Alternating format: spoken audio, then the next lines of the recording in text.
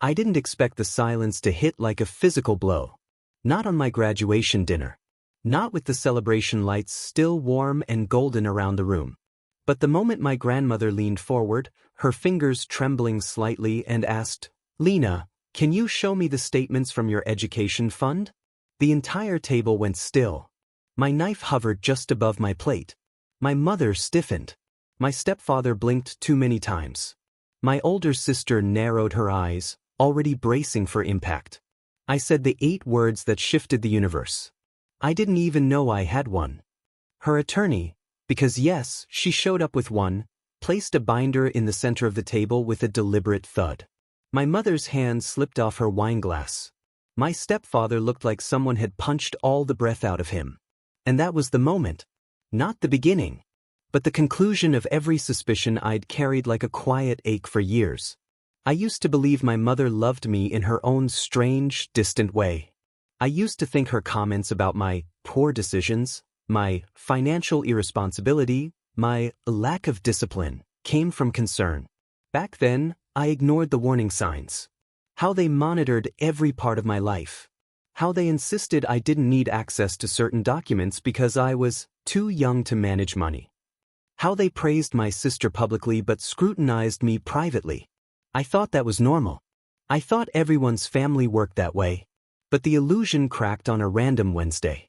My stepfather forgot to log out of his emails. A folder sat open on the screen. My name was on a subfolder, Lena's college fund. Except the balance was nearly zero. And the transactions showed withdrawals from the past 18 years. Large ones.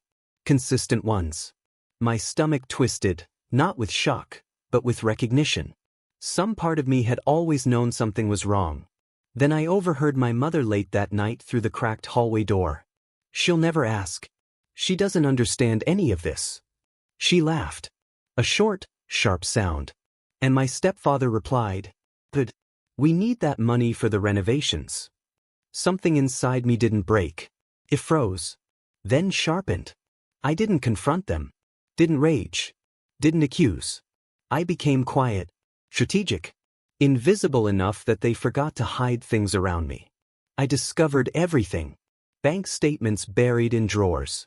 Signed approvals that didn't match my handwriting. Transfers disguised as maintenance fees. 18 years of siphoning. Money my grandmother had set aside for my future. Gone. I documented every piece. Printed, scanned, backed up, time-stamped. Then I called the one person they couldn't lie to. My grandmother. I didn't accuse.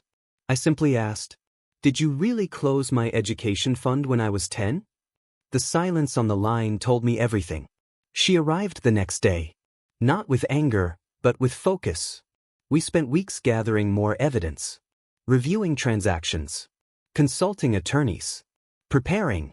And tonight, my special dinner, was the stage they didn't know they were walking into. When I said, I didn't know I had one. My mother's face drained of color. The attorney opened the binder. Rows of numbers. Dates. Signatures.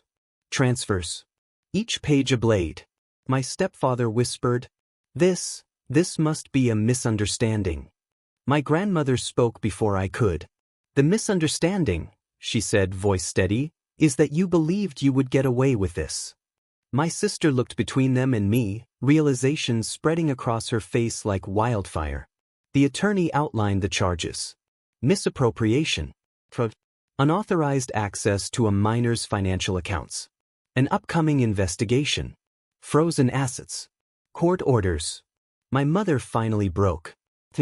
Sweetie, we never meant." I didn't respond. Because I knew if I opened my mouth, the truth would come out too raw, too unfiltered. My grandmother simply placed her hand on mine. Steady. And for once, I didn't feel small. The aftermath was swift.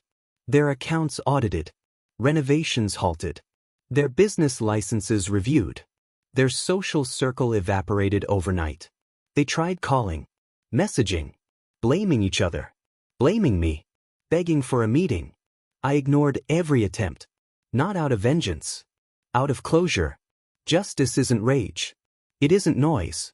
It's the moment you finally walk away from people who built their lives on your silence. And as I left that dinner, candles half melted, plates untouched, their world collapsing behind me, I felt something I had never felt before. Not triumph. Not revenge. Just freedom. Light, clean, earned freedom. The kind no one can steal again.